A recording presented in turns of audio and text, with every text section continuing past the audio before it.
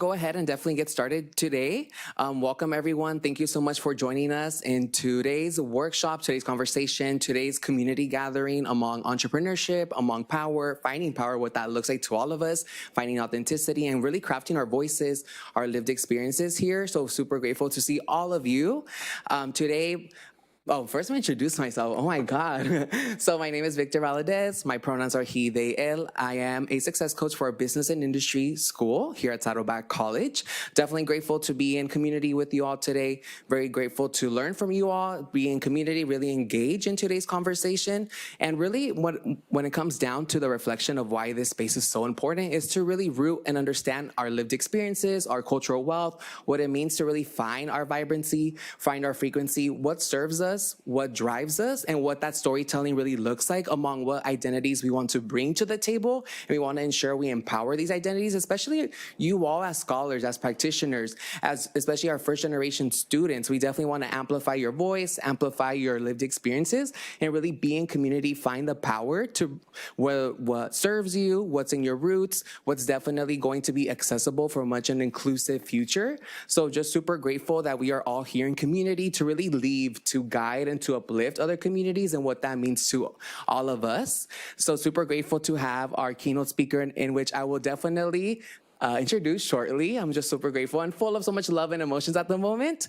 But before we go ahead and get started, definitely a practice here at Saddleback College, having our land acknowledgements. I'll go ahead and read our official Saddleback College land acknowledgement, and then we'll go ahead and get started with introducing our keynote speaker, okay?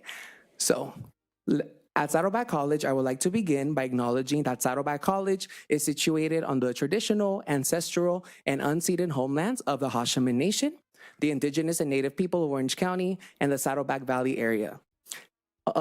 Since time immemorial, they have lived and worked alongside Kalawapa, which translates to wooded place, the sacred mountain after which Saddleback College was named.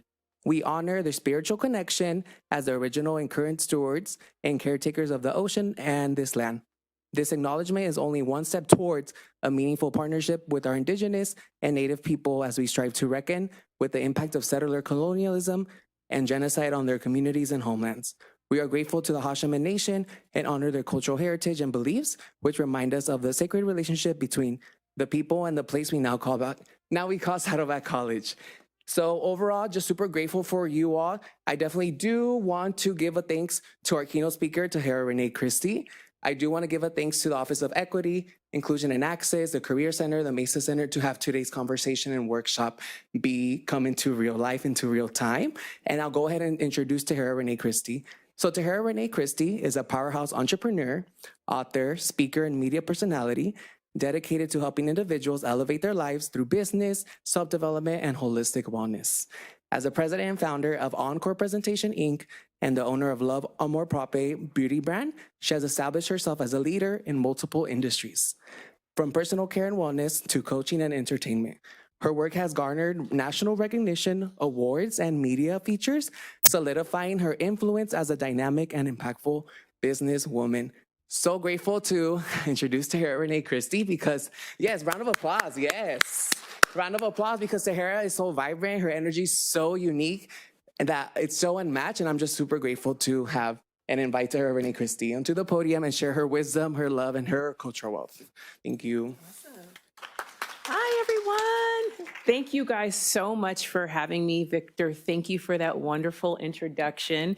I just love me some Victor. We've gotten to know each other so well over the last few weeks that we've been coordinating all of this to bring this wealth of knowledge to all of you. So thank you for taking the time to spend some time with me in order for us all to be enriched and enlightened by what I have to bring for you guys today. So you just heard my bio. Again, my name is Tahera Rene Christy. I'm a serial entrepreneur. I love creativity. I love creating brands and creating solutions for people that help them and inspire them to not only live the best versions of themselves, but create cultural community connection through whatever it is that you personally have a desire to bring to the world. I'm all about legacy and ensuring that whatever we live, our shared experiences here on Earth, transcend these moments for the next generation, and maybe the generations that live on other planets that we don't even know about. But making the impact is so important to me. So thank you for having me.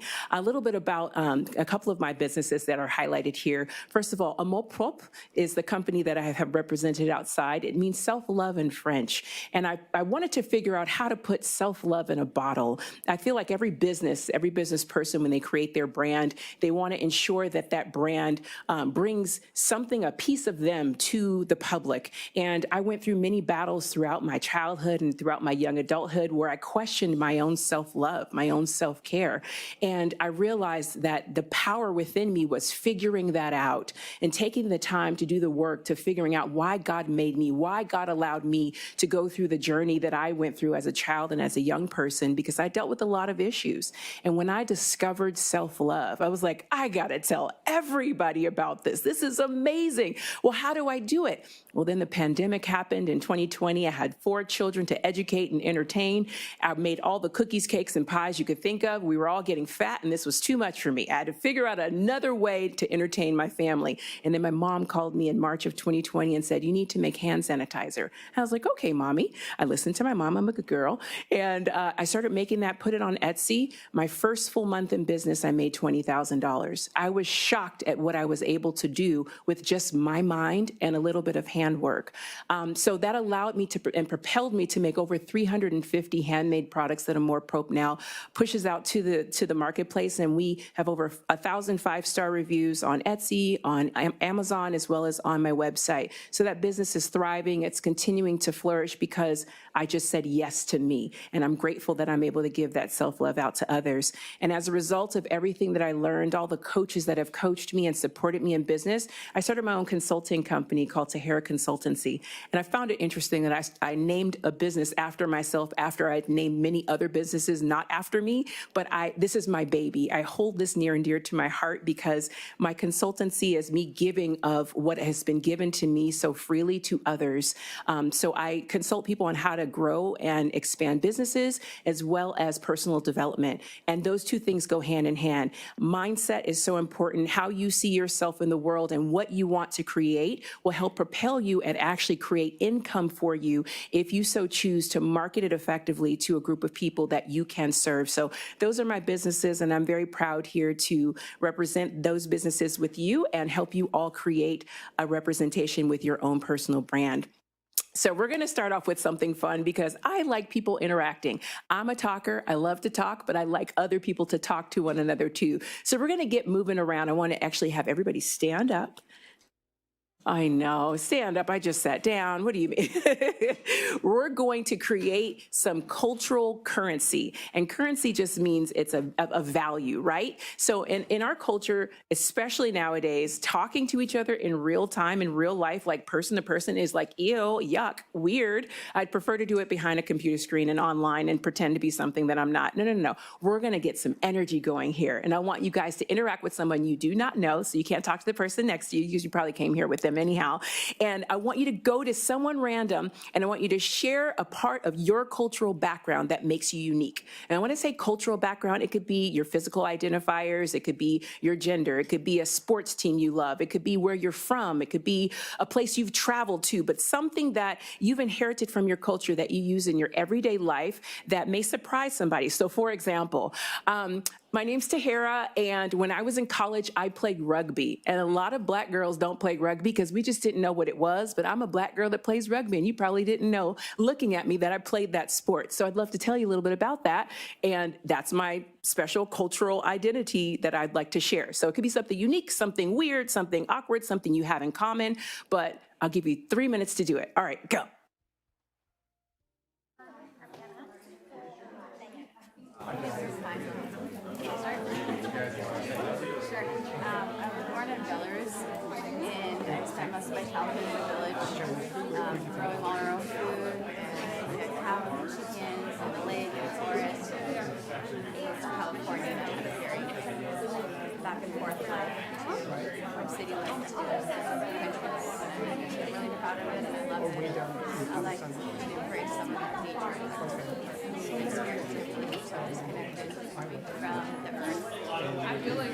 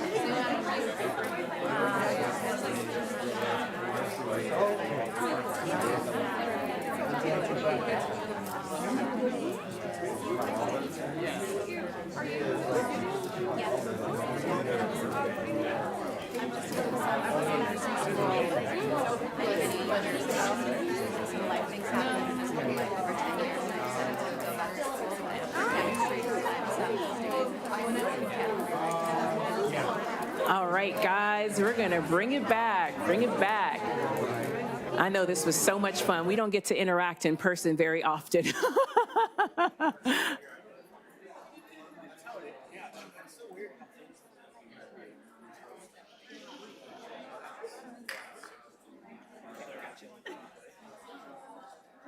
All right, everybody, let's grab our seats if we can. Thank you guys for sharing.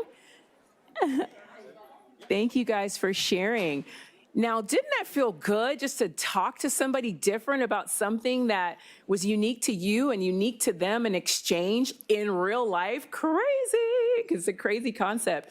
I had the pleasure of meeting Brianna right here, who is a cellist and also a pre-med student. She's so impressive and has such a great resume of creativity, and she's really, really smart. And I love that cultural identity that's going to take her so very far. You know, it's who we are, the things that we do, the things that we are naturally creative at, the things that fuel us, that become our brand identity, and why people like to interact with one another. We have more things in common than we have uncommon. And that is the beautiful part about culture, is it changes over time, but ultimately the things that stay the same are the value systems that are underneath the cultures that we have. So I want to welcome everybody and thank you guys for taking your time again to come and share this interaction with us. And I want to affirm you all that your story matters, who you are, your roots, your culture, your background, your value system, the base of who you are as a person. Really, it's not a barrier. It is your power. And I want you to be empowered by who you are, not what society tells you should be, not what social media suggests that we should be or compares us to one another, but you as an individual, you are perfect for your purpose. And while most of us, especially when we're younger or we're in a society where we're unique, we sometimes will feel like we're so weird that we just don't fit in, and that's just not how it's supposed to be. But when I tell you, the weirdest people make the most money in this world, if they utilize that awkwardness, that weirdness, that uniqueness in order to be that one thing that is different from all the rest. So today we're going to explore how to build your brand rooted in your identity, how to turn cultural wealth into currency, into actual value that other people can see and utilize, navigate affluent, elite, and decision-making spaces with purpose, as well as persist through the no's with vision and resilience. Just because someone says no doesn't mean it's a no for always. It may be a no for right now, and I've got plenty of stories to tell you, so let's go ahead and get started.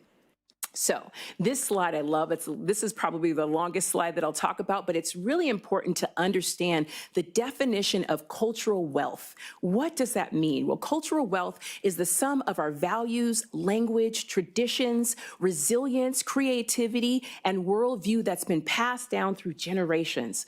Now, that's a wealth of information, but what that basically means is you as an individual are the sum of not only your own experiences, but the experiences that have been passed down to you from generations, from your parents and your grandparents, the food you ate, the country you are from, the spaces you live in, where you choose to navigate yourself, and how you choose to represent yourself in any space that you walk into.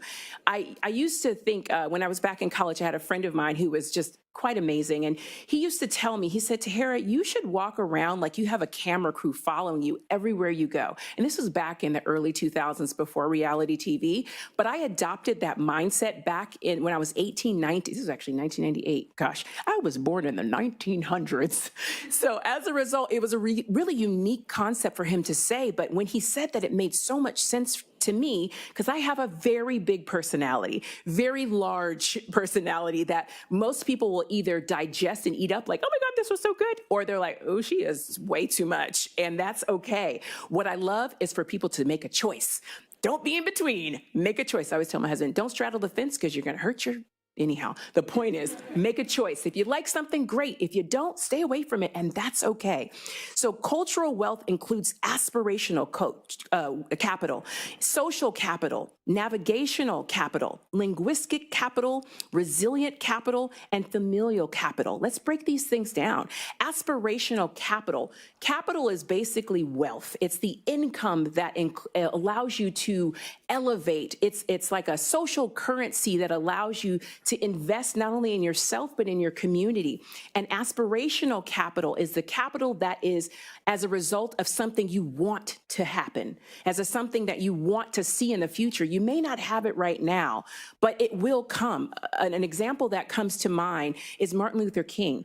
This man made so many speeches in his lifetime. He was such a young prodigy and had such a vision for the future back in the 1960s when he was going and doing silent protests, and the people who supported him were being beat and hurt and treated unfairly and poorly. But this man had a dream. He wanted to see a group of people just like us in a room learning together.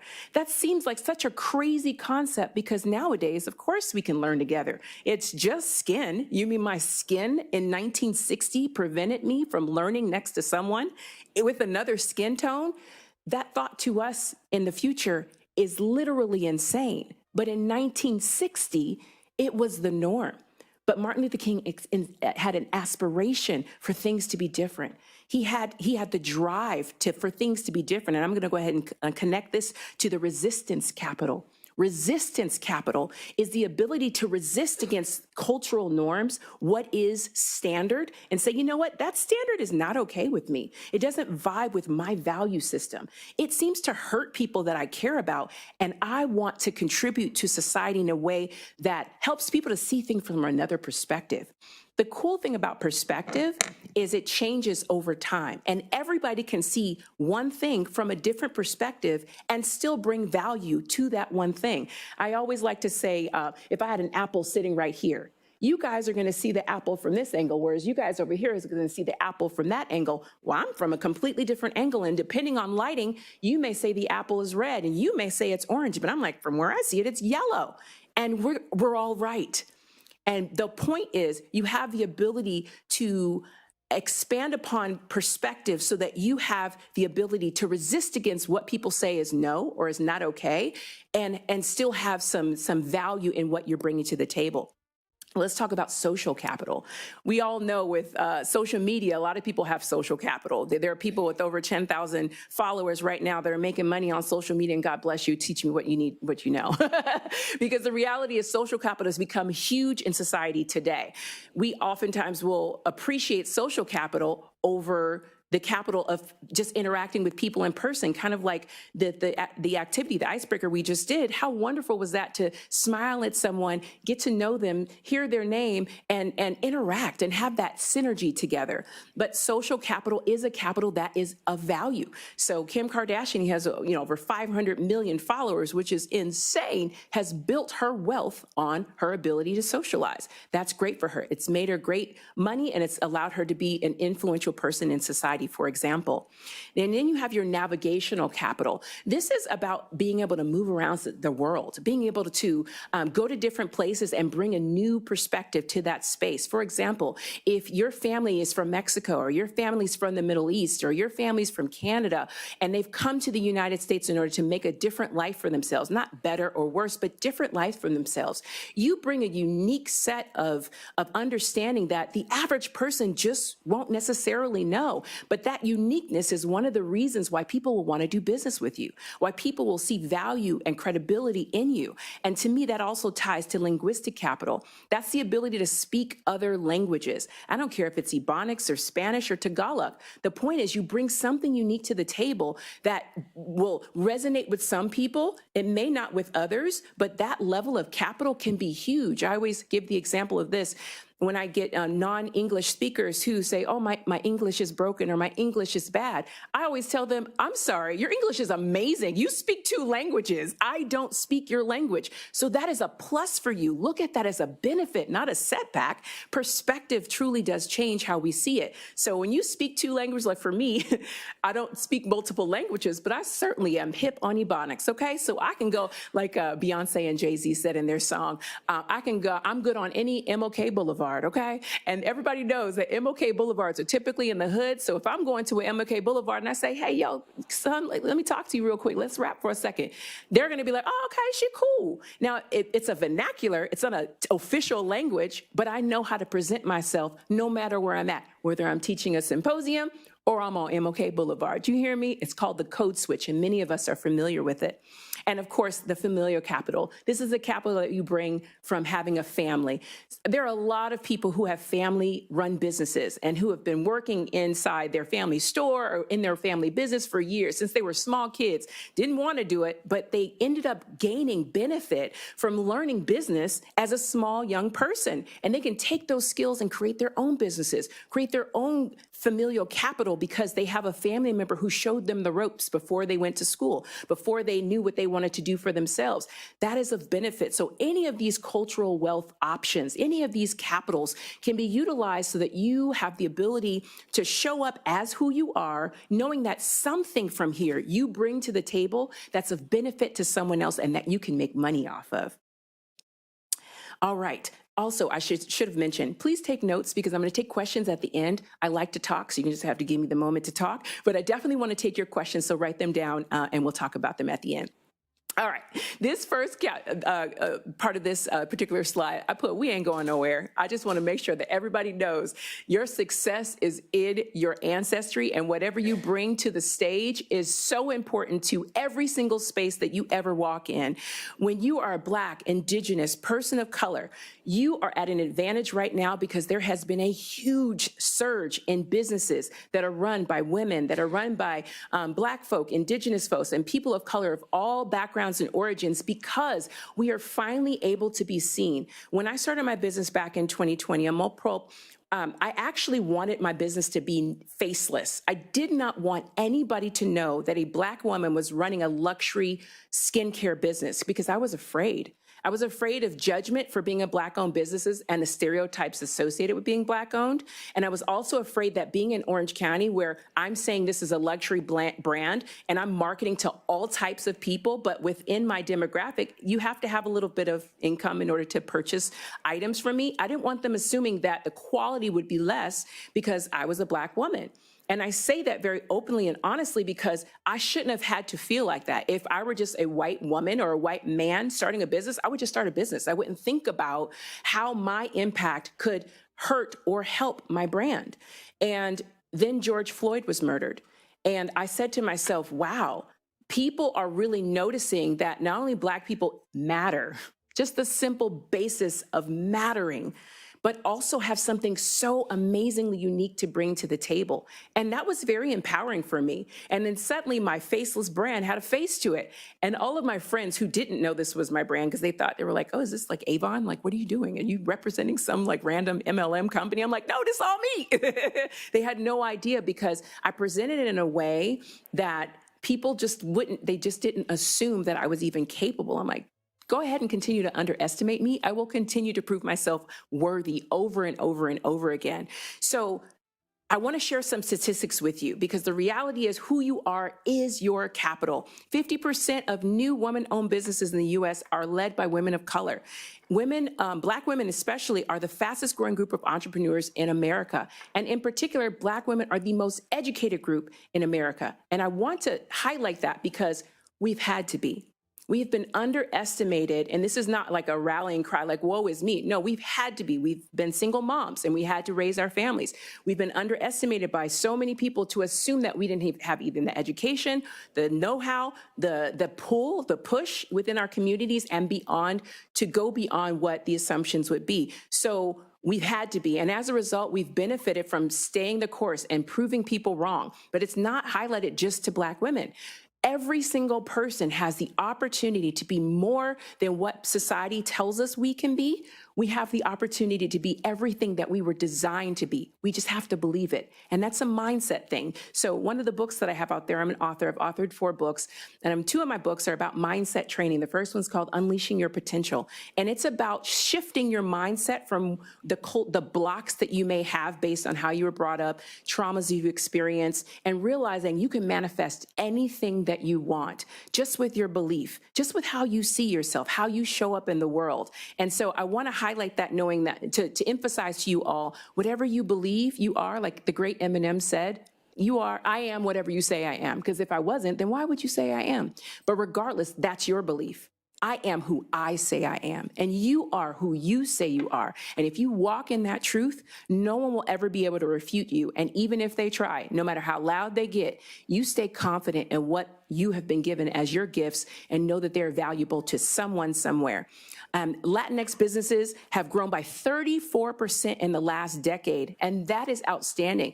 There are a lot of cultural nuances, especially being Latin in this country, especially right now with the political climate that we're in. But what I love about my Latin brothers and sisters is the hard work and dedication that they put into their businesses. I don't care if it's rain or shine. I don't care if we have money or we don't.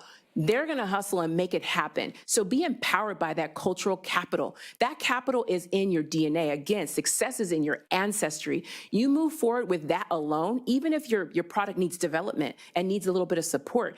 Some coach, some person is going to come and massage that idea and help you get to the next state. You just got to open your mouth and say, I need help. And when you do that, the floodgates will open.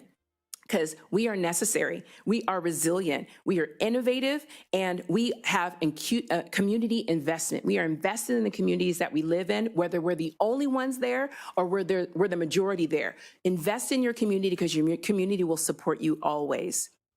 So let's talk about this. The barriers. The table, this infamous table that people talk about, that there are barriers to everybody's story, but ultimately you are the person who is going to bring the table, even if no one will allow you a seat at the table. This picture right here shows my family. We are very blended and biracial. My husband is very Caucasian, okay? He is the whitest white guy I've ever met in my life. And I love him so much. We've been married for almost 13 years. And what I've learned as a person in an interracial relationship is the amount of barriers I face and the amount of barriers he does not have. Now, I'm college educated. I've got a degree. My husband has a high school diploma and he's a truck driver. But everywhere we go, he's boss. Not because I say so, I do say so, but because people will assume as a white male, he's the one that knows what's happening. And he will very quickly deflect to his wife and say, I don't know what's going on. Go talk to my wife, she'll tell you. And so I want you to know that those barriers exist, but they don't have to stop you or suppress you. Even if you're a person of privilege and you're walking around with that privilege knowing that it exists, just acknowledge it. It's okay. It's like being born rich. It's not your fault you were born rich. You happen to have been born rich. It's not your fault you were born male. You happen to have been born male. Not your fault you were born white. You happen to have been born white. What about that identity can you utilize to not only advance yourself, but bring people along with you? I always use my husband as an example because he and I married, obviously, with my 3 children. By the way, this is one of my twins right here. This is Talia. That's my baby. I try not to put her on the spot too much. And thank you, Natasha, for being here as well. I tried to put her on the spot, but she is my baby. And she was 6 years old when my husband and I got married. And one of the things that I love to say about him is he is the United Negro College Fund, because he's putting her in school right now to make sure that she's here. So I tell my husband, while you carry white privilege with you everywhere you go, no matter where you go, he is the first person to be an advocate for his very Black family, for his biracial daughter. We have one daughter together that's 10. And I love that he doesn't hit anybody over the head with it. None of us do, but we acknowledge what is, because it's very important. I think identity is one of those things that's been demonized lately, but the reality is your identity is currency. It is your wealth. There's a beautiful aspect to it. I'm not mad at my husband for having white privilege. He's not mad at me for being highly educated as one of the Black women who happens to have a degree and a business, like those statistics say. We utilize that synergy at each other's benefits. I want to utilize his white privilege when I need it, because when I'm at a counter and I want to see something behind the counter and he's standing right there, they will ignore me, but they'll see him and say, sir, can I help you? He's like, yes, help my wife. I acknowledge that exists. That's a cultural nuance that I don't care for, but I acknowledge that it exists and I find ways to navigate around it instead of being, woe is me, I'm Black and a woman and people ignore me. Oh no, you're going to see me. You're going to respect me and you're going to know that I'm here. But I carry that arrogance with me so that it's understood that I deserve to be here just like he does. So I've faced many assumptions, many gatekeepers. I've been underestimated time and time again. But my excellence is undeniable because I believe it. My mindset tells me that I am worthy of being in every space that I am. And I want to imprint that upon you all to realize no matter who you are, no matter what your background is, you deserve to be here and every other space that you walk into. And remember, rejection is just redirection. So even if it's a big no, the door has been slammed in your face and they say, get your whatever you are self out of here, there's other doors. And also, if that opportunity comes back around, like for me, many, many times, there are many, many people who underestimated me in my 20s and in my 30s. And now in my 40s, they come, can you come speak? Can you come help? Oh, now you want to talk to me. Oh, now it's important because you're banking on my social capital. Cool. Here's my price now. And it's changed dramatically. So that's okay. Let those doors close. They'll reopen when it's time. My mantra, it's not an invitation. No is an invitation built. We're going to read this again, okay? No is just an invitation to build your own table. So be okay with the work that it takes to build your own table, but don't stop. Keep going. Okay. So turn your identity into influence. So how your identity becomes your brand asset. Your authenticity builds trust, representation creates resonance, experience shapes innovation, and your voice becomes leadership. So who you are becomes the reason why someone wants to do business with you. This is the part of brand identity in business and in working deals with people that becomes it's about who you are and what you bring to the table, not so much your product or your service that you're offering. People buy from people they like. And if they don't like you, they're not going to buy from you. If I get a phone call from a telemarketer and he starts off with, hey, let me, he just starts rambling at me, I already know I don't want to talk to you. I already don't like you. You're already interrupting me while I'm cooking dinner. And whatever you got to say after that, I'm not interested in because you've already turned me off because I don't like you. Versus if somebody says, hey, Mrs. Christy, ooh, you got my last name correctly? Just wanted to chat with you for a moment. I know you're busy, but I'd love to have a 5-minute conversation with you about XYZ. And if XYZ is something I'm interested in, I'm easily sold. I'm all ears. Tell me what you got. Because it's about your approach. It's about being authentic. It's about being kind. When I tell you on my table over there, I put kindness matters. It really does. Kindness is more important than even your persistence. Persistence works in sales from time to time, but in order to create longevity, in order to create repeat business, repeat customers, your kindness is everything. Hence why my company is called the Molprop. It's about love. How I feel about me is how I hope that you see me. My goal always when I interact with people is for you to sit there and see me how I see myself. And if I've conveyed that message, then I've done my job. So it's important to be yourself, and your authenticity is ultimately what people are buying into. And of course, having your representation. It creates a memory for people of, oh yeah, that girl, man, her energy was just, whoa, she was just, wow. You want to leave somebody with something behind that makes them remember something about you that makes them want to follow up with you. Guess what you can't do, especially when you're a small business and you're just starting off. You can't follow up with everybody. You can't chase behind everybody. Some people are going to have to be attracted to you. I always tell people it's not about the chase, it's about the attract. I go after many things, but when I tell you I attract most things to me that are for me because of the energy that I put out there. I encourage all of you to see how you see yourself. Turn that camera around and see how you present yourself to the world. Many of us take selfies. Many of us are on camera and got social media pages. That's a persona and that's great, but would you date you? Would you watch you? Would you want to hang out with you? Those are questions, rhetorical, but real questions you want to ask yourself to see if it's worth someone else wanting to be around you and wanting to do business with you as well. Those are the important aspects of business that make people want to work with you again and again. Your voice becomes your leadership. How you show up becomes the reason why someone wants to follow you or leave you behind. All right, so your power of personal branding. Personal branding is just literally is your superpower. When I tell people branding, we think about Pepsi and Cola and Target and Walmart and Nike and their logos. When I say those names, Those are probably the first things that pop in your hair is their logos, because they've done such a great job of marketing themselves, branding themselves, letting you know what they stand for. Nike only has a swoop, but when you see that swoop, you know it means running shoes, or you know it means Michael Jordan. When you see Target, right now you know it means protest, but anyhow, you know that it means, yeah, I'm going to get groceries, I'm also going to be able to get a vacuum cleaner and diapers for the baby, right? You know that circle, what it means, because they've done such a great job of branding themselves.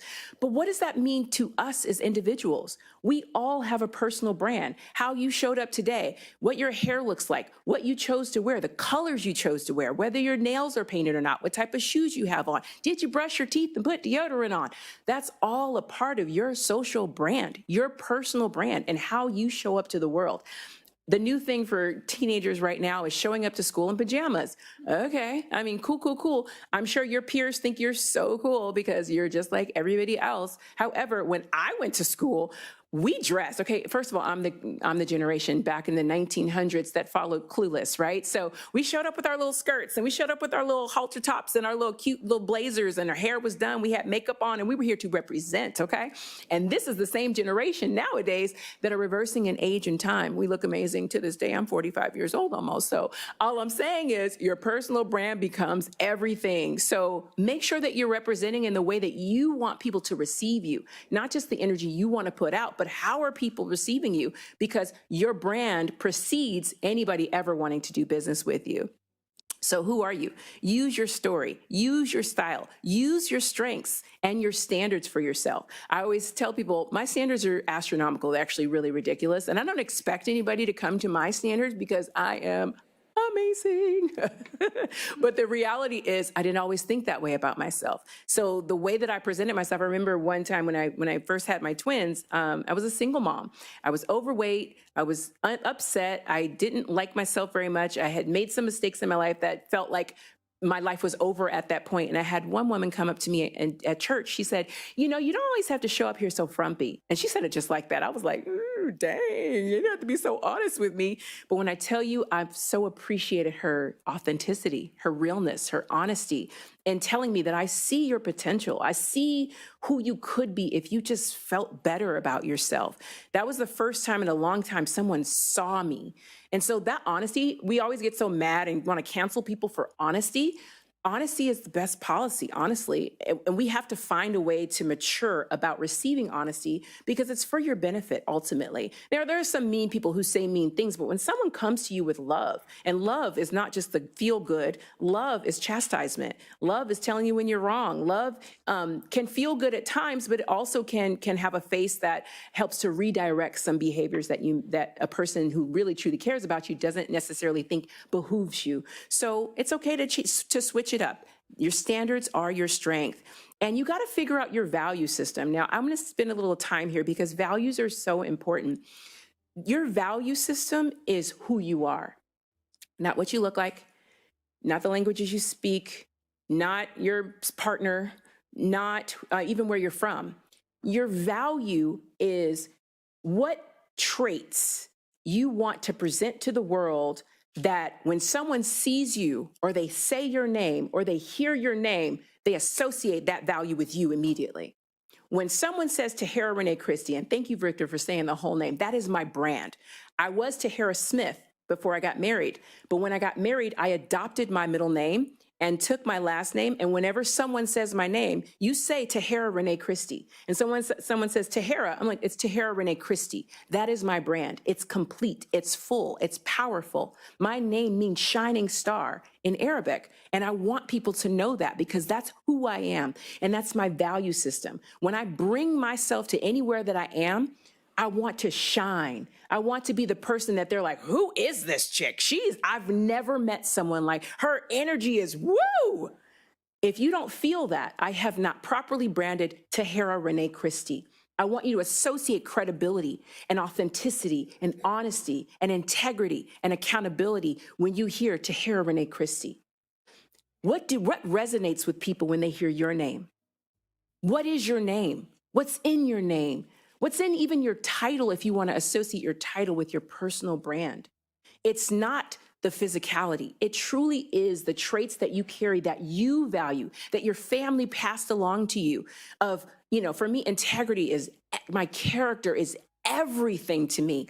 If I say I'm going to be somewhere, not only am I there, I'm there 15 minutes early. If I say I'm going to do something, not only is it done, it's done well before my deadline, because that's my integrity. And that's that handshake and a smile we've lost nowadays that I'm going to keep. When I become a grandmother, my name will be grandmother, because my grandmother was grandmother and she was regal. She was royal. She was a queen. And I want that same representation. I want to be a grandma, because grandma seems like you're doing all the work. I don't want to do none of the work. I want you to come to my house. I'm going to feed you, put some money in your pocket, and you got to go home to your mom and your daddy. Okay. But that's what I want to represent me, right? So your value, your voice, your visual identity creates the influence for why people should listen to you. One of the things that I do, I have a nonprofit called Encore Presentation, and I go to homeless shelters, halfway houses, and rehab centers. I just was there on Tuesday. Is it Wednesday? Oh my gosh, I have no idea. What day of the week is it? Yesterday, I was just there at one of the halfway houses I go to, where I talk to pregnant women, I give away my books, and I inspire and validate them and motivate them to realize that the situation that they're in does not have to be the situation that they stay in for the rest of their lives. I once was that woman as a single mom, not knowing what direction I was going to go in, discarded by society, and nobody assumed I'd be here today. So I go and I give back because that's my value. I value helping others, even if they can't help themselves, to see their future opportunities, because someone did it for me. And as a part of that, what I tell them when I walk in, because remember, these girls are just coming off the streets. They're only in this shelter because they're pregnant. They're about to give birth. Some of them are coming off of being high or drunk or, not necessarily in their right minds, lots of mental health issues. And before I say anything to them, I got to build rapport every single time, because there's a new set of girls every single time. I've been doing it for 9 years. I don't want them to think that just because I'm in here in my suit that they should trust me. Why should you trust me? Who am I? Who am I? Well, let me tell you, I'm just like you. I've been through what you've been through. I know how you feel. I have empathy for the feelings that you're feeling right now. I know you're scared. And when I start talking to them like that, they're like, oh, and then they open up. I got 3 hugs yesterday. I was really happy about that, because I want them to feel safe. I want them to know that they're in a safe space when they're with me. That's my credibility.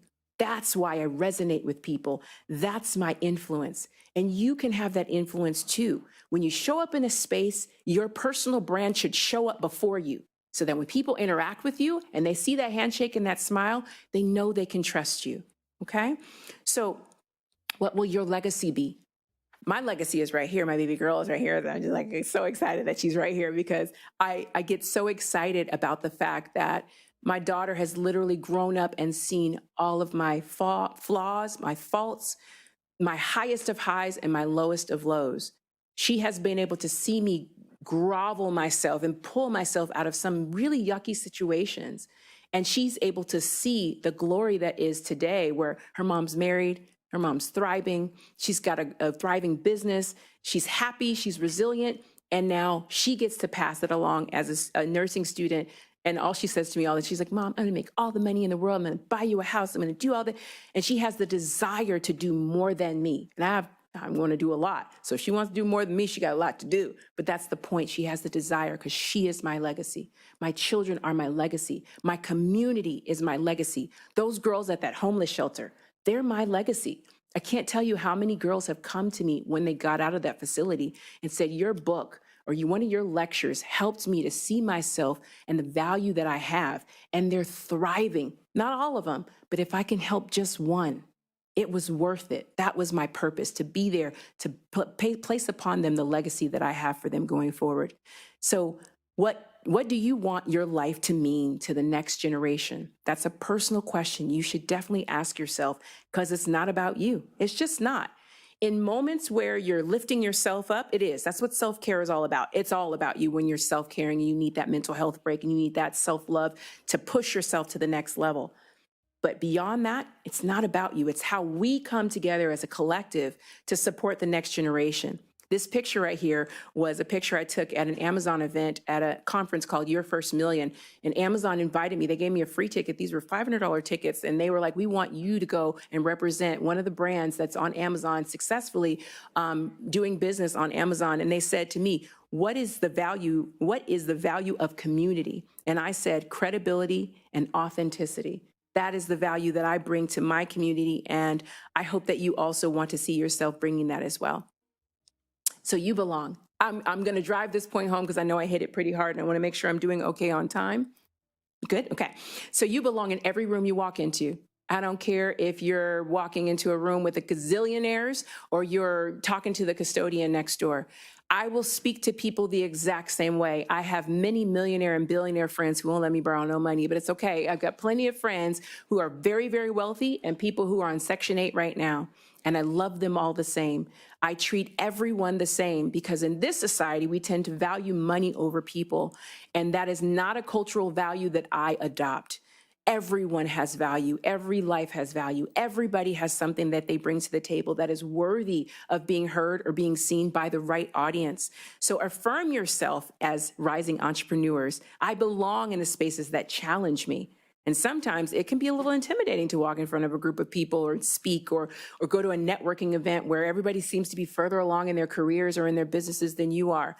But we all started from somewhere. And if you're humble enough to recognize that you started somewhere and you're talking to the right person, they're not going to treat you like you're stupid and you don't know anything. That's a personal thing that person needs to deal with, not you. You walk in knowing, understanding you belong there, and learning is your currency. The ability to be teachable and coachable. Let me tell you, I can do a whole lecture on that alone.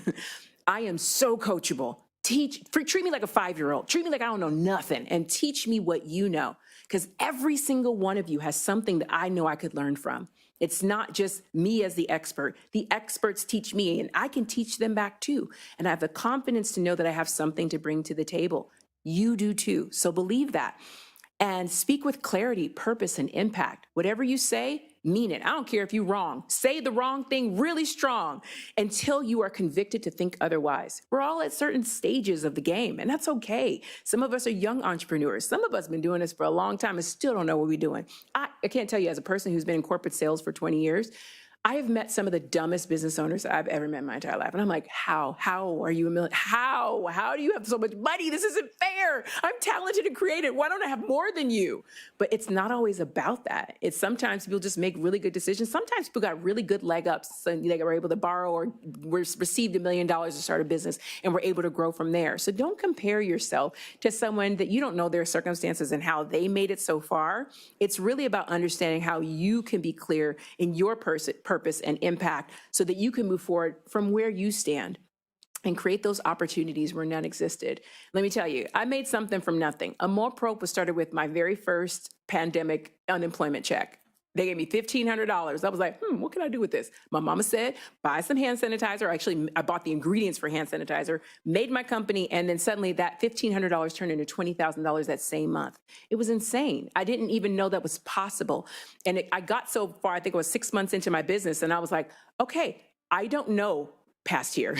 I don't know what to do past it. Like, what do I do? I had no idea. And thank God I had friends who were very supportive of me and were like, hey, there's this business accelerator. Just sign up and see what you can learn. And I started off doing accelerators with the Better Business Bureau. I went with one that FedEx was doing. I did one with the Fearless Fund. Excuse me. I've now done probably close to 15 business accelerators and incubators that have taught me. I've literally learned from experts how to do business. 99% of those were free. You don't have to pay for the things that you think you want to know just because somebody's selling it. Chances are there's somebody giving it away for free. And some of the accelerators that I did, they paid me to show up. Crazy. You gonna pay me to learn? Wait, I love to learn. You gonna pay me to do it? This is great. So do a little bit of research. There's stuff out there for you to be able to find your own niche and learn from the experts. If they don't give you a seat at the table, bring a folding chair or create your own table. I put the chair there because it reminded me of Mississippi. Anyhow, that was just nostalgic. All right. Brand excellence over everything. Nail your product. Whatever your product is, have all the passion in the world. When I first started, I didn't know anything about hand sanitizer other than it made me money.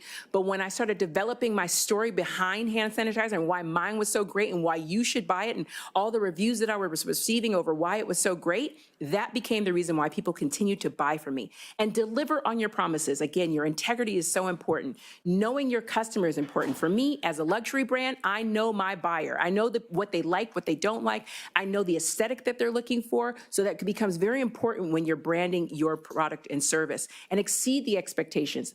under promise and over deliver. Again, showing up early, offering more than what's given. Like, for example, today, Victor was like, can you bring me like, soap samples and maybe some sprays? You saw that table out there. I brought everything. I want to make sure that you guys know I am here to represent, and I'm here to represent well. Your excellence makes people listen to you, even if they think they want to ignore you. You're going to love me, just like Dreamgirls. All my references are musicals because I'm a singer, so yeah, just bear with me. This was, so I mentioned to you, one of my very first accelerators was with the Better Business Bureau, and the Better Business Bureau ended up, the vice president called me back and said, we want you to be on our panel. So this was a panel that I ended up doing with them in San Diego, and I got many clients from that interaction, which was so wonderful. And I was just honored that as a student, they were able to elevate me to the front stage. You never know what doors can open for you when you believe. All right, so this little cheesy photo of me was another opportunity that I had with Amazon. They actually came to my home. They were like, we want to know more about your business. And they did a whole video and photo shoot for Giving Tuesday. I'm really big about giving back. And one of the things that I was able to do was highlight all of the organizations that I've given my products and my time to as a result of my company. More Probe started off as a nonprofit because I was really all about, again, putting love in a bottle and giving it away. And then when I found out I could make money off of it and a living off of it, it kind of shifted. But the giving still continued. So I was very happy to be able to represent my brand on such a large platform as Amazon. And on the left side right there, I was on a show called Side Hustlers. It's on Hulu right now if you want to type it in and look for it, where I was able to present my brand to Ashley Graham, who is a supermodel, and Emma Grade, who owns half of Good American and half of Skims, which are Kardashian brands, and basically present to them and mention to them that I really wanted to start my business and expand my business from a handmade business to one that was mass manufactured. Now, they ended up passing up on my business because I was still handmade, and the girl that they chose is amazing, and I'm so happy for her. But it was such a great opportunity for that exposure for my company. Here I am, a small handmade brand in Mission Viejo, California, and I'm in Hollywood with these women who are like, your energy, she's English, your energy is so amazing. This is so great. This woman's worth $4 billion. And she's telling me I'm amazing. I'm like, oh, thank you. You're a Kardashian associate. This is great. So I want you to know that your personality will open doors that you will never, like they approached me. I had no idea this was going to happen. It was such a great opportunity. So speak directly to people's pain points, let your purpose show through your products, and don't mimic anybody's anything. Be your own individual creation. What you bring to the table is wonderful, and somebody's going to love it. Find your differentiators. That was a big word, mouthful.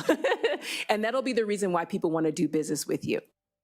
All right, so I'm going to quickly go through this. Basically, these are real world examples of women who utilize their influence in order to create opportunities for themselves. I'm going to highlight just Issa Rae, just because I love Issa Rae. She is such a contentious but relatable public figure, because when I say she's just herself, she was the keynote at the Your First Million conference that I was at, and she is so unapologetically Black, and I love that for her. Like I mentioned to you, I've tiptoed around letting people know that I was a Black-owned business because I was scared in the beginning. I'm not afraid to say that because I wanted to ensure that I was appealing to everyone without making people feel that I was excluding anyone. I never want to exclude anyone. But Issa came in as herself, and the way that she's been able to navigate so many different systems of business is just an example for me. So I look up to these type of examples, and it's just a reminder, be yourself. Honestly, someone will just love it. The right people will love it. The wrong people won't. And those are the people you know to stay away from, but continue to move forward. And mastering your mindset of a purpose-driven entrepreneur is about persistence. It's about curiosity. It's about knowing your purpose, having your impact over popularity, and progress over approval. Let's talk about impact, okay? A lot of people feel, because again, the social media world makes us feel like as an influencer, you're gonna have more influence over someone who has a really good platform that they're working with. The reality is longevity is the key, and you're only gonna be able to get to longevity if you have consistency. The most consistent people, like for example, I went to a performing arts high school. Everyone was talented. Everybody could sing, everybody could dance, everybody could act, everybody was amazing. Some of my best friends are on some of the hottest shows and are some of the biggest celebrities you will have ever met. But the reality is many of them are far more talented than the ones that made it because they were persistent and they made an impact, and they weren't necessarily as popular because they were so unique. So your uniqueness is going to be the reason why people want to do business with you over and over again. And your persistence is greatly valued over your perfection. I can't tell you, as a woman-owned business who coaches other women-owned businesses, the biggest lesson that women have taught me and that I've been able to impart upon other women is just start, just do it. Women want to be perfect every single. We want to do it the correct way. We want to do it the right way. We want it to be perfect before we start. We need the table to be set up perfect. We got the forks and knives. We just want it to be perfect before you even walk. Don't come in. It's got to be perfect. And I get it. However, that won't help you start. That's actually going to prolong you. A quick story. I have a woman who had a feminine hygiene business, and this is like 6 years ago. She wanted me to test out her products. I was like, oh, these products are great. This is amazing. Pandemic happens. I got all this capital. So naturally, I bring in all my female businesses that weren't necessarily doing anything. And I was like, hey, sis, I got a platform. Do you want to hop on this? And this particular woman was like, no, I don't have the licensing. No, I don't have the insurance. No, I'm just scared. Okay. So I ended up doing my own feminine hygiene products, and it's now my #1 selling product. I didn't copy what she did. I did my own. But the point is, I moved. I struck when the iron was hot. I didn't wait for my licensing. I eventually got it. I didn't wait for my insurance. I did eventually get it. But the point is, all those things will come. Don't spend up all your budget on starting. Start and make the capital so that you can continue to have a budget for the things that will pop up in business along the way. You have to constantly be willing to evolve and go along with the process and not feel like it's an ending point. It's kind of like marriage. People think, oh, the ring, I had the wedding, now I got this husband. What? Yeah, you got to actually take care of him the rest of your life. That's kind of what you signed up for. We didn't sign up for the wedding and the ring, okay? There's work to be done. It is a process, it's a progress, and it's constant processes that will start and end, and new ones that will start and end, and additional ones that will start and end. Business is the same way. If you look at marriage and relationships and business in the same light, you'll start treating them more profoundly. Relationships are not just there to make you feel good. Whole nother symposium, we can do that at a later time. But just like with business, it's not there to make you feel good. It's there to produce a product that people like, that can bring revenue. At the end of the day, that's business. So take the emotions out of it unless you're talking about your product with passion, and realize that you have certain things that need to continue to happen for that business to thrive. So I hope you were able to grab a screenshot of this. I'm going to move on because I know we got to get to the next steps. I talked a little bit about mentoring earlier. Mentoring. It is so important in business. You are not an island unto yourself. You do not know everything about everything. I know there's probably some people like me in the room like, but I'm really smart. Yes, you are. But you don't know everything, and that's okay. We're not meant to know everything. The cool part about humans is we were kind of all designed to kind of congregate with each other and fellowship and like talk to each other, because your brain is different from my brain. Some of you are left brain people. Some of you are right brain people. Some of you use both, like Brianna over here. And that's an amazing thing. Some of you think from different perspectives. Let's bring all that to the room and create a synergy based on all of our different thoughts. I love listening to my customers. I send out surveys all the time. Like, what do you guys think about this? Should I bring this? Do you like the idea of this? What did you hate about that product? Like, it's such a crazy question. What did you hate about this product? People will answer, okay? And I want to hear it because I want to know what your brain thinks. Because if I just think, oh, my products are all great because I think they're great, I'm literally fooling myself. I'm not here just to please myself. I got an entire customer base that I want to make happy. So bring your mentorship. Get people who know more than you or different from you. More is not a value. Different is a value, because when we bring our synergy together, when we bring our thought processes together, we have more mental capital, and that brings currency. So identify your personal brand pillars and choose a problem in your community that you want to solve, and build your excellence even when no one's watching. Again, social media makes us feel we gotta take pictures and video of everything that we do. Oh baby, there's so many nights that I've not taken one video of the things that I do. And if you saw what I did in a day and in a week, child, you'd be like, girl, if you don't sit your butt down. So my mom used to say to me, take a break. A break? What do you mean? There's stuff to do. But it's great to be able to do all of those things and find mentors and collaborators. Again, you're not an island unto yourself. Launch small, meaning start. Just start. I don't care if you just do an Etsy page or you do an Instagram page. Just start. Dream big. Have these astronomical, ridiculous goals for yourself. If your goals are obtainable like that, they're not big enough. have those goals, but create big ones. And I always like to tell this story. One of my astronomical goals is I want Beyonce, not her people, not her handlers. I want Beyonce herself to call me. It's okay if it's a private number, but I want her to call me and be like, girl, I want Capri salads. So let's fly to Greece and call up Kelly and Michelle. And we're all going to fly in her private jet to Greece in order for me, Kelly, Michelle, and Beyonce to powwow over Capri salads in Greece and just talk about life and her mom, because I love Tina Knowles. The point is, that is a goal of mine. It's crazy, but it could happen. And as long as I keep telling that story publicly, Beyonce gonna see this and she gonna be like, girl, come on my jet. And I'll be like, sis, where's the NDA? I'm signing, okay? So I want you to know that because I wanna learn from her. She just is so amazing to me. I wanna learn. Mentorship is so important. So many people can bring things to the table that you just don't even know they might be able to support you with. See yourself as the leader that you are. So here's some takeaways. I'm bringing it home here so we can ask some questions. Keep going. Don't stop. Don't stop. Believe it. I told you I'm a walking musical. I can't help it. Your business is competitive. So put effort into creating a strong, unique personal story. Everybody's doing everything, but that doesn't mean you can't do it. Do your own thing. What you bring to the table is perfect for your purpose.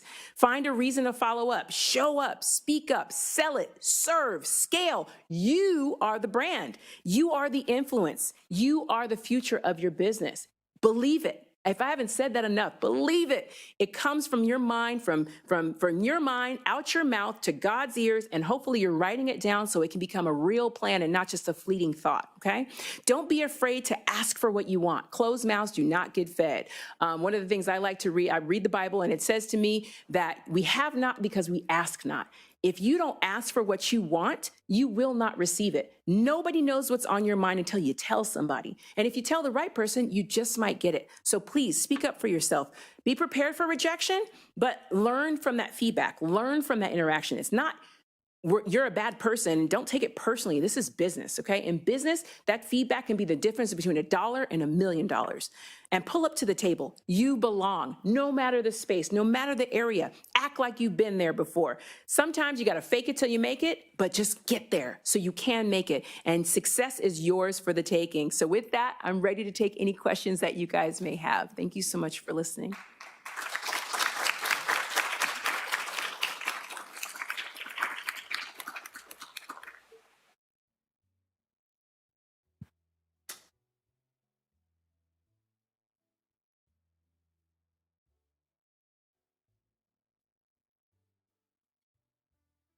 Hi. Thank you. Say that again. I couldn't. Love that. Love that, Paul. Great to meet you. Yes, sir. Give you a compliment. So don't focus on the compliment yet. The gateway question had to do with a slide that I saw Ignite in the background, and I wondered if that was an Ignite presentation. Yes, it was. Great. That leads me into what I'm about to say. My son and I, both students here at Saddleback, were invited to do an Ignite presentation in Argentina. We went down in July of last summer to the ACBS, which is a bunch of therapists. Mm-hmm. But that's an example of the types of presentations I've done over the years, for way too many years. In the legal world, in the public and private sector, in education, and most recently in the film industry. Here at Saddleback, I was in a student film that was, and I know you'll appreciate this because I saw your IMDb, there was an official selection at the LA Shorts International Film Festival. So I say all that to say this. Outstanding presentation. Thank you. A+. Thank you. And I say that not for your benefit, for my benefit, to hear me say it. Awesome. I have one teeny tiny suggestion, and I may be wrong about this, but it seemed like it was an hour into the presentation before you shared with us that we could take screenshots. Oh, yes. Might be a good idea to mention that up In the front. beginning. Sure. If we don't have access to the PowerPoint. Yeah. slides. Other than that, fantastic. Thank you. And I will make sure that it is, so one of the things that I can do, and thank you for that feedback. I don't take that personally. That is an opportunity for me to grow. So thank you for that. I will email you all this presentation. What I'd love to do is get an email list so that we can all stay connected, because I have a Facebook group that I can put you guys all in so that we can stay connected when you guys have questions as you go along your journey, and we can kind of help each other out. So it'll be your name, email address, and then I can email you this presentation so you can have access to it. Will that work for you? Of course, it's my pleasure. And thank you for that. I appreciate it, Paul. Did anyone else have a question? Anything. Okay, awesome. My dog's name is Junior. He's a multi-poo and crazy, in case you wanted to know. She's over here. Hi, thank you so much for your presentation. It really helped. I'm trying to start my own business and everything, and as a perfectionist, it's so hard to start something because I'm like, okay, I need this and this and this. And like you said, it delays the whole starting process. But once you're in those fields that you're bringing a business together, how can you get rid of that imposter syndrome of being there? Because I feel like at points you're like there, but it's like, do I really belong here, I guess? Yeah. And I guess I've learned that, you have to, but still you question that space. So I guess, like, how was it for you to get rid of that imposter syndrome? Such a good question, and so important, especially nowadays where so many people fear their own greatness. One of the things that I remind people that it's okay to feel that you need permission to show up and permission to move. One of the most profound things that you can say to someone else, that when you put that energy out there, it will come back to you, is, I'm proud of you. So I want to say to you, I'm proud of you for wanting to start your business. The thought alone is huge. And the fact that you've even made any steps towards that means you believe in yourself. So I'm proud of you for believing in you. That is the first part. That belief system, really, truly, that mindset is truly everything. Because guess what? Entrepreneurship is fun in the beginning. That's where a lot of the work takes place, but that's the creative part. Most business owners are creative minds. We love the intricacies of putting things together, putting puzzles together. I mean, I'm a kid from the 80s. We did a lot of puzzles. We didn't have the internet, okay? Putting the puzzle together, playing Tetris, and oh, this is how it works. And then, oh, look what I did, Mom. But then you got to keep going. That is the hard part. And if you have not mastered your mind to be able to say, you know what? When the nights are long and I'm working a 15-hour day and then I have kids and a mortgage and all these other factors that they're not going anywhere, to also deal with, along with this tangible baby that I have to foster and nurture and promote and support and feed money to constantly, you're not going to be able to keep going. I'll be honest with you. Entrepreneurship is hard work. Hardest job I've ever had. Least amount of money I've ever made. I love it. I love it because I've built this toughness, this belief in what I'm bringing to the world. My purpose, my mission is behind the actual brand and the products of it. The products are supplementary to what I believe. I believe in self-love. I believe if I'm to love my neighbor as myself, I gotta love me first. So if I put out a multiple self-love, self-love, self-love, and people receive it like, oh, this just made me feel so good, then I'm doing my part to save the world in some small way. So your belief is going to be the reason why you just start and say, screw it, let's just go. I'm going to show up to a pop-up. You know who I respect the most in business? The guys and girls on the freeway with the flowers or on the side of the roads with the mangoes, because they were like, I'm just going to set up shop right here. We're just going to go ahead and go for it, okay? When they kick me out, if they kick me out, they kick me out. Let's see how much money I can make before they kick me out somewhere. They believe in what they're doing. They want to feed their families and take care of themselves and offer a service to the community that doesn't happen to be on that corner. You got to think like this. Got to be that gritty, that simple, complicated at times, but it's that simple. Do you believe in what you're bringing to the table? And only you can answer that for yourself. Thank you. You're welcome. Yes, ma'am. So you talked about mentorship. Yes. What's your biggest suggestion on finding the right mentor for you, or how do you even begin that process? Great question. So one of the things that I did was I tapped into my local community organizations. I got connected with the SBDC, which is an organization that's available in all of California and various counties. And they basically are a small business development organization that they offer free mentorship to anybody who wants it. There's also an organization called Action, and they also offer small business mentorship. There's another organization called the Orange County Small Business Women's Association, and they offer free mentorship. These are all free resources. The SBA, which is Small Business Association, they offer loans and various information about small businesses, but they are also connected to all of these organizations. If you go to sba.gov, they will lead you to organizations in your county that will offer you free resources to help you grow your business.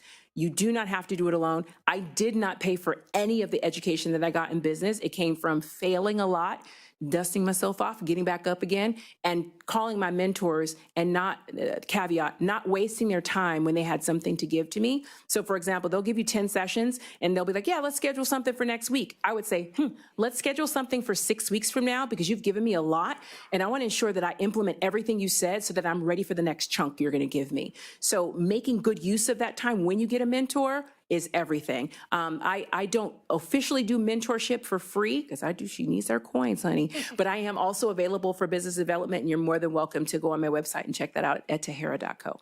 Thank you. Of course.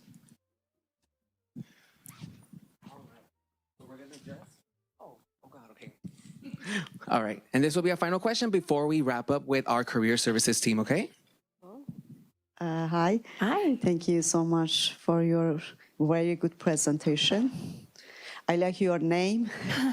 My name is Hamide. Oh, I love that. And I like your name because you don't want to change your name. Tahera is a very good name, and we have so many Tahera in Iran, in my country. Yeah. I want to talk about, if it's possible, talk about the relationship between the major and the business that everybody wants to run. Yes. Thank you so much. Of course.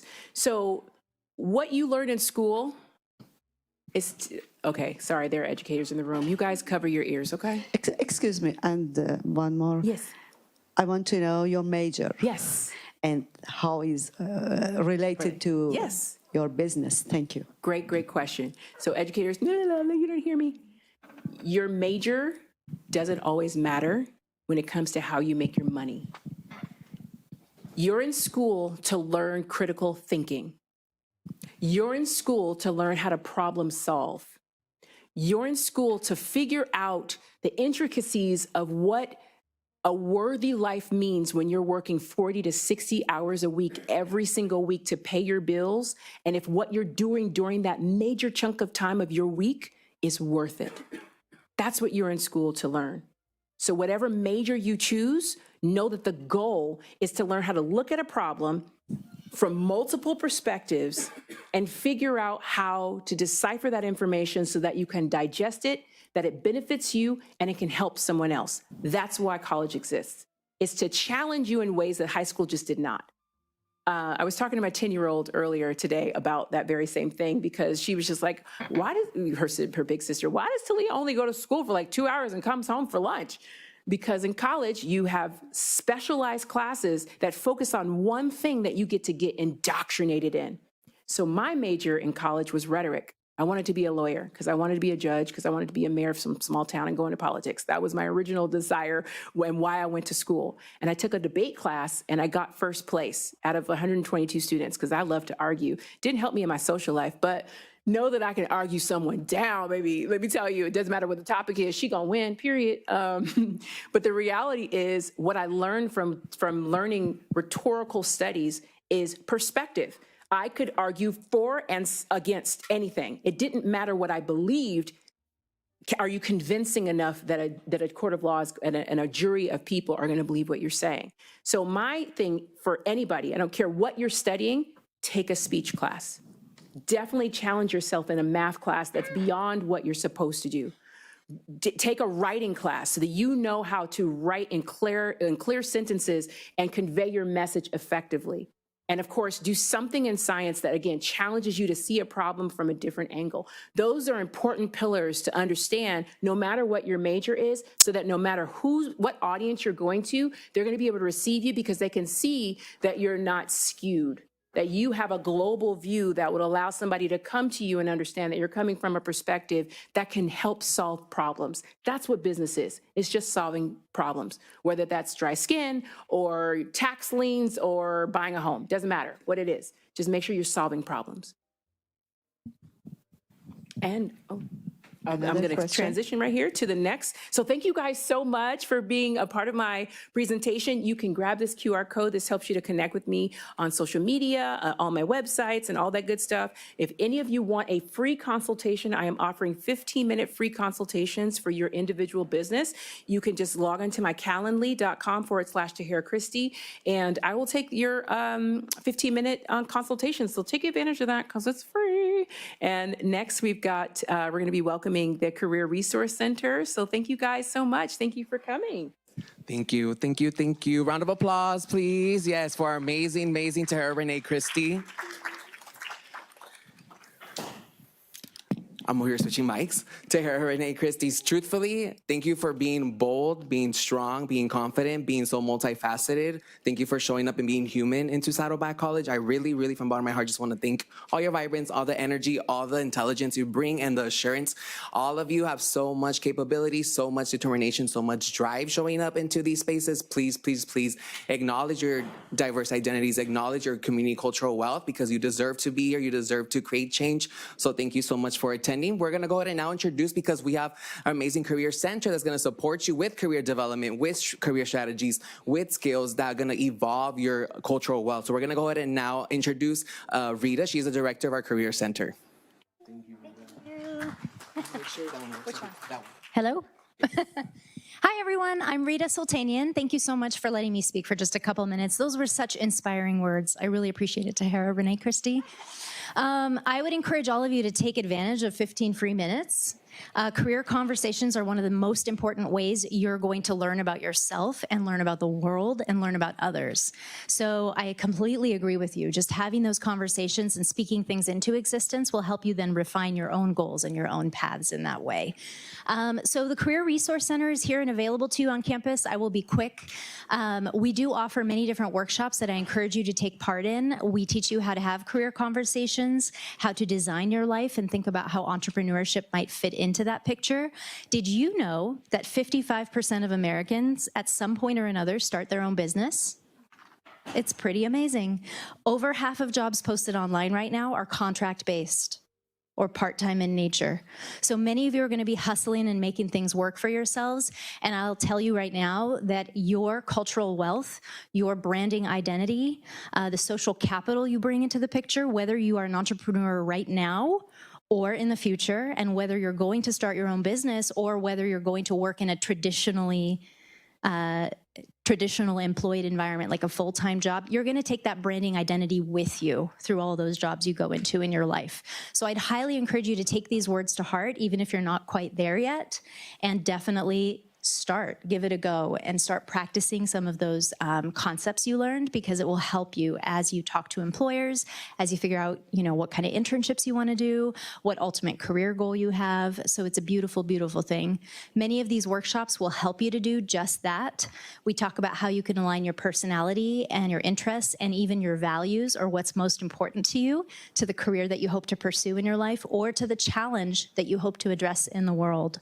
It doesn't have to be limited to a specific job title. It can be much more expansive than that, and that's what we're here to talk to you about. We'll go to the next slide. You can also do one-on-one appointments for career guidance and job search more specifically and strategically.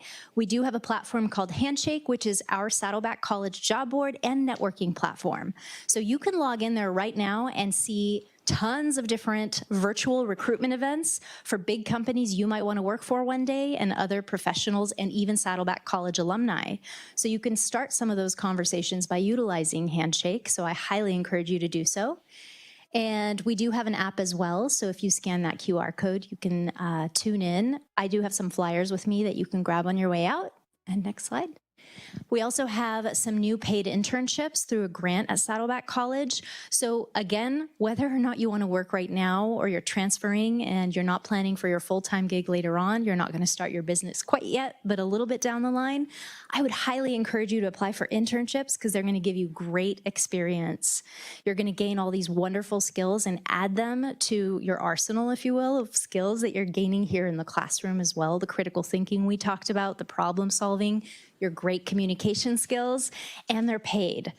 80% of employers now expect you to have at least 2 internships before you're hired. So get some experience, try something, talk to some professionals, and I promise you it will help you along your path to figuring out what's next for you, and hopefully will play into your entrepreneurial journey as well. Contact us. We're here in the Gateway building right next door on the 2nd floor off the quad, Career Resource Center, and we're open. So come and check it out. We'd love to see you. Thank you, Rita. Thank you. Rita. Applaud for Rita, please. Thank you, thank you, thank you.